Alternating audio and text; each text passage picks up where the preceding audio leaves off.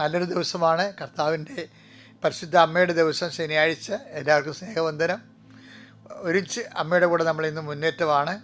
അമ്മേ പരിശുദ്ധ അമ്മേ, അമ്മേ പരിശുദ്ധ ദൈവമാതാവേ, അന്ന് അങ്ങ് കൃപാസനത്തിൽ പ്രത്യക്ഷപ്പെട്ട് വരാൻ പോകുന്ന മഹാദുരന്തത്തിൽ നിന്ന് രക്ഷപ്പെടാനും എല്ലാവർക്കും വേണ്ടി പ്രാർത്ഥിക്കുവാനും ആവശ്യപ്പെട്ടിട്ട് 20 വർഷം കഴിഞ്ഞ ഈ വേളയിൽ കൃപാസനത്തിലൂടെ ഞങ്ങൾക്കും ഈ ദേശത്തിനും അങ്ങ് മധ്യസ്ഥം തേടി തന്ന എല്ലാ അനുഗ്രഹങ്ങൾക്കും കൃപകൾക്കും ഞങ്ങളിപ്പോൾ ഹൃദയം നിറഞ്ഞ നന്ദി പറയുന്നു. അമ്മേ പരിശുദ്ധ ജപമാല മാതാവേ, സകല പ്രാർത്ഥനയോടും ചേർത്ത് ഞങ്ങളിപ്പോൾ പ്രാർത്ഥിക്കുന്ന ഈ കുടുംബത്തിന്റെ പ്രത്യേക നിയോഗം. ഇന്നത്തെ പ്രാർത്ഥന ആവശ്യമാണ് മക്കളെ.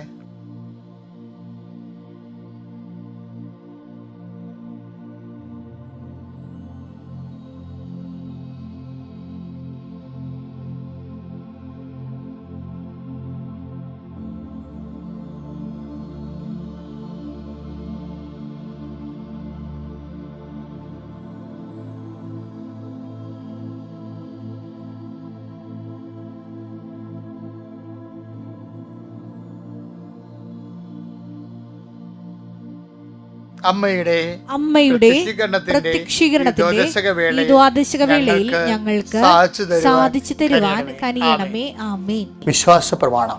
സർവശക്തനായ പിതാവും ആകാശത്തിന്റെയും ഭൂമിയുടെയും സൃഷ്ടാവുമായ ദൈവത്തിൽ ഞാൻ വിശ്വസിക്കുന്നു. അവിടുത്തെ ഏകപുത്രനും ഞങ്ങളുടെ കർത്താവുമായ ഈശോമിശിഹായിലും ഞാൻ വിശ്വസിക്കുന്നു. ഈ പുത്രൻ പരിശുദ്ധാത്മാവിനാൽ ഗർഭസ്ഥനായി കന്യകാമറിയത്തിൽ നിന്ന് പിറന്ന് പൊന്തിയോസ് പീലാത്തോസിന്റെ കാലത്ത് പീഡകൾ സഹിച്ച് കുരിശിൽ തറയ്ക്കപ്പെട്ട് മരിച്ച് അടക്കപ്പെട്ട് പാതാളങ്ങളിൽ ഇറങ്ങി മരിച്ചവരുടെ ഇടയിൽ നിന്ന് 3-ാം നാൾ ഉയർത്ത് സ്വർഗത്തിലേക്ക് എഴുന്നള്ളി സർവശക്തിയുള്ള പിതാവായ ദൈവത്തിന്റെ വലതുഭാഗത്തിരിക്കുന്നു. അവിടെ നിന്ന് ജീവിക്കുന്നവരെയും മരിച്ചവരെയും വിധിക്കുവാൻ വരുമെന്നും ഞാൻ വിശ്വസിക്കുന്നു. പരിശുദ്ധാത്മാവിലും ഞാൻ വിശ്വസിക്കുന്നു. വിശുദ്ധ കത്തോലിക്കാ സഭയിലും പുണ്യവാന്മാരുടെ ഐക്യത്തിലും പാപങ്ങളുടെ മോചനത്തിലും ശരീരത്തിന്റെ ഉയർപ്പിലും നിത്യമായ ജീവിതത്തിലും ഞാൻ വിശ്വസിക്കുന്നു. ആമേൻ. സ്വർഗ്ഗസ്ഥനായ ഞങ്ങളുടെ പിതാവേ, അങ്ങയുടെ നാമം പൂജിതമാകണമേ. അങ്ങയുടെ രാജ്യം വരണമേ. അങ്ങയുടെ തിരുമനസ് സ്വർഗത്തിലെ പോലെ ഭൂമിയിലും ആകണമേ. അന്നു വേണ്ടുന്ന ആഹാരം ഇന്ന് ഞങ്ങൾക്ക് തരണമേ. ഞങ്ങളോട് തെറ്റ് ചെയ്യുന്നവരോട് ഞങ്ങൾ ക്ഷമിക്കുന്നത് പോലെ ഞങ്ങളുടെ തെറ്റുകൾ ഞങ്ങളോടും ക്ഷമിക്കണമേ. ഞങ്ങളെ പ്രലോഭനത്തിൽ ഉൾപ്പെടുത്തരുതേ, തിന്മയിൽ ഞങ്ങൾ രക്ഷിക്കണമേ. ആമേൻ. നന്മ നിറഞ്ഞ മറിയമേ, സ്വസ്തി. കർത്താവ് അങ്ങയുടെ കൂടെ സ്ത്രീകളിൽ അങ്ങ് അനുഗ്രഹിക്കപ്പെട്ടവളാകുന്നു. അങ്ങയുടെ ഉദരത്തിൻ ഫലമായി ഈശോ അനുഗ്രഹിക്കപ്പെട്ടവനാകുന്നു. പരിശുദ്ധ മറിയമേ, തമ്പുരാന്റെ അമ്മേ, പാപികളായ ഞങ്ങൾക്ക് വേണ്ടി ഇപ്പോഴും ഞങ്ങളുടെ മരണസമയത്തും തമ്പുരാനോട് അപേക്ഷിക്കണമേ. ആമേൻ. അനുദിന അനുഗ്രഹ പ്രാർത്ഥനയാണ് ഇന്നത്തെ ഈ ആവശ്യത്തിനും. നമ്മളൊരു പ്രാർത്ഥന കർത്താവ് നമുക്ക് തരണം നമ്മൾ പ്രാർത്ഥിക്കുന്നത്. പക്ഷേ നിങ്ങൾ വിചാരിക്കരുത് എൻ്റെ ആ കാര്യം പറഞ്ഞില്ലല്ലോ, എൻ്റെ ഈ കാര്യം പറഞ്ഞില്ലല്ലോ എന്നൊന്നും പറയരുത്.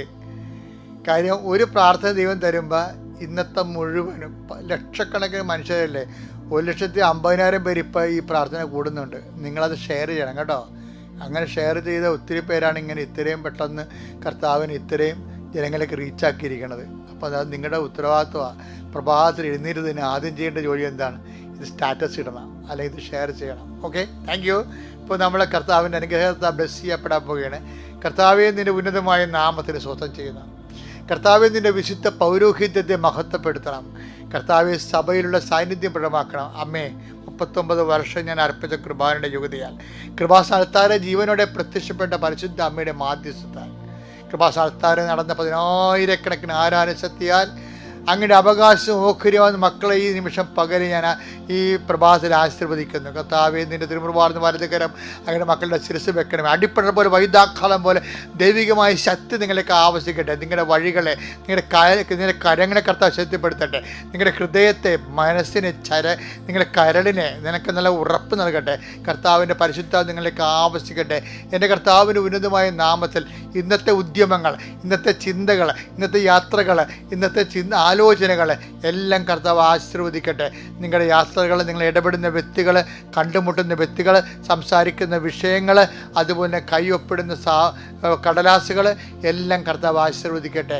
നിങ്ങൾ കർത്താവ് നിങ്ങളുടെ ജീവിതത്തിന് വേണ്ടി എന്ത് വിഷയമാണ് നിങ്ങൾ ഇന്ന് ചെയ്യാൻ പോകുന്നത്, ആ വിഷയത്തിന് മേലെല്ലാം ആരുടെ സഹായം നിങ്ങൾക്ക് വേണ്ടത്?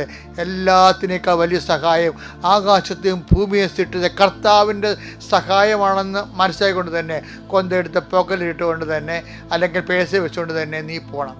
നീ പോകുന്ന സ്ഥലത്ത് 10 മനുഷ്യരെ കൊന്തയിരിക്കണ കണ്ടാലേ അത്രയും സംഭവമാണ്. എന്താ കാര്യം? നീ ദൈവത്തെ പരസ്യമായി ഏറ്റു പറഞ്ഞിരിക്കുന്നു.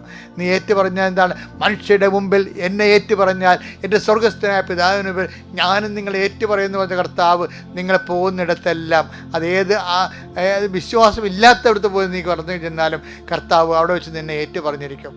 അപ്പോൾ ദൈവം ഏറ്റു പറഞ്ഞാൽ പിന്നെ വേറെ ആരേറ്റു പറഞ്ഞില്ലെങ്കിൽ നമുക്കൊരു ചുക്ക് സംഭവിക്കത്തില്ല. അതുകൊണ്ട് ധൈര്യമായിരിക്കുക, സന്തോഷമായിരിക്കുക, ആവേശഭരിതരായിരിക്കുക, കർത്താവിൻ്റെ ആത്മാവിന് അഭിഷിക്തരാകുക.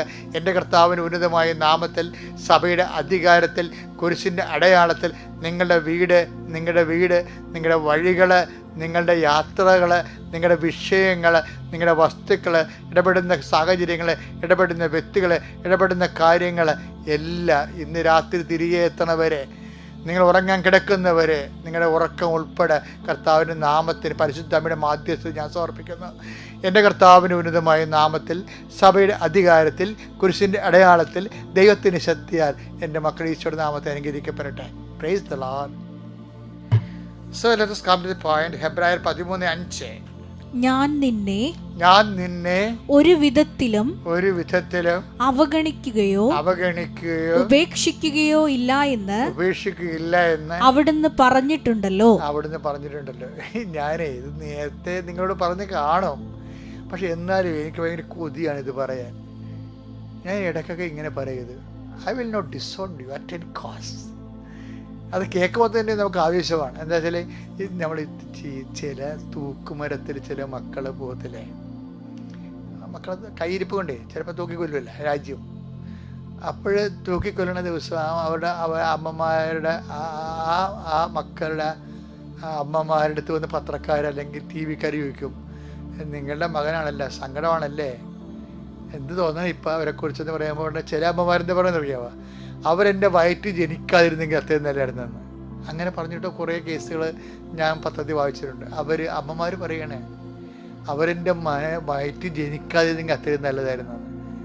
അത് ശരിയായിരിക്കും. ചിലപ്പോൾ 5 പേരെയും 10 പേരെയും നിഷ്കളങ്കമായ കുഞ്ഞുങ്ങളെ കൊന്നിട്ടുള്ള ആൾക്കാരില്ലേ, അത്രയും ക്രൂരന്മാരെ ഞാൻ ജനിപ്പിച്ചില്ല എന്ന് ഓർക്കുമ്പോഴേ.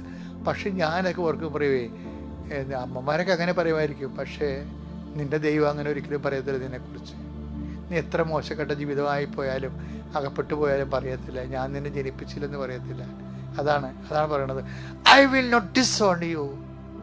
എന്തൊക്കെ അവസ്ഥയിലാണ് നീ കിടക്കുന്നത്, എന്ത് പാപാവസ്ഥയിലാണെങ്കിലും എൻ്റെ ദൈവവേദരെ ഞാൻ നിന്നെ തള്ളിക്കളയത്തില്ലെന്ന്, ഞാൻ നിന്നെ തള്ളിക്കളയത്തില്ല.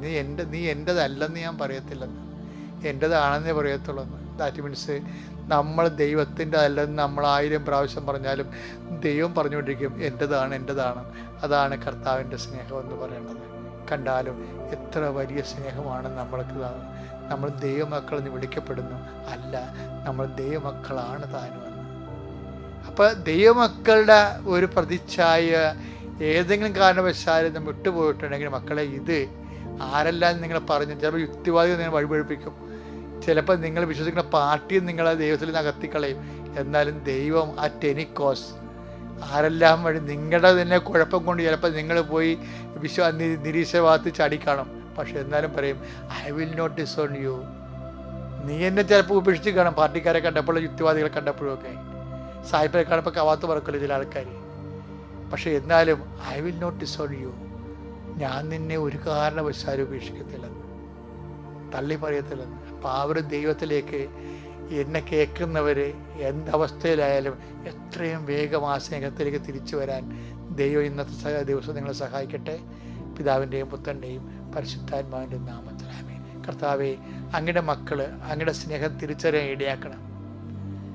എന്നെപ്പോലുള്ളവർ ജീവിത ജന്മം മുഴുവനും ഇതിനു വേണ്ടി സമർപ്പിക്കാൻ അങ്ങ് എന്നെ വിളിച്ചതിൻ്റെ ഉദ്ദേശം തന്നെ അങ്ങയുടെ സ്നേഹം എല്ലാ മക്കളിലേക്കും എത്തുന്നുണ്ടെന്ന് ഉറപ്പ് വരുത്താനും കർത്താവിൻ്റെ സ്നേഹത്തിലേക്ക് ജനങ്ങളെ തിരിച്ചു വിളിക്കാനും വേണ്ടിയാണെങ്കിൽ കർത്താവ് ഈ പ്രാർത്ഥന കേട്ടിട്ട് അനേകം മക്കൾ ഇന്ന് മുതൽ ദൈവത്തിനെ സ്നേഹിക്കാൻ തുടങ്ങാനും ദൈവത്തിൻ്റെ സ്നേഹത്തിലേക്ക് കടന്നു വരാനും ഇടയാക്കണമേ. കർത്താവെ, പല നിരാശകളുണ്ട്. ദൈവം അത് തന്നില്ല, ഇത് തന്നില്ല, എനിക്ക് പക്ഷേ ദൈവം പ്രാർത്ഥിക്കാതെ കൊടുത്തു. അതുകൊണ്ട് പ്രാർത്ഥിക്കാതെയും ആത്മീയമായ ശൈത്യത്തിൽ ജീവിക്കുന്നവരുണ്ട്. അവരെ എവിടെയെല്ലാം കർത്താവിൻ്റെ വിശുദ്ധമായ രക്തം തളിക്കപ്പെടണം. അവരെല്ലാം ഉണർവ് പ്രാപിക്കണം. അവരെല്ലാം ഊർജ്ജസ്വലരായിട്ട് കർത്താവിൻ്റെ ചൈതന്യത്തിലേക്ക്, സുവിശേഷ സാക്ഷ്യത്തിലേക്ക് തിരിച്ചു വരാൻ ഇടയാക്കണമേ.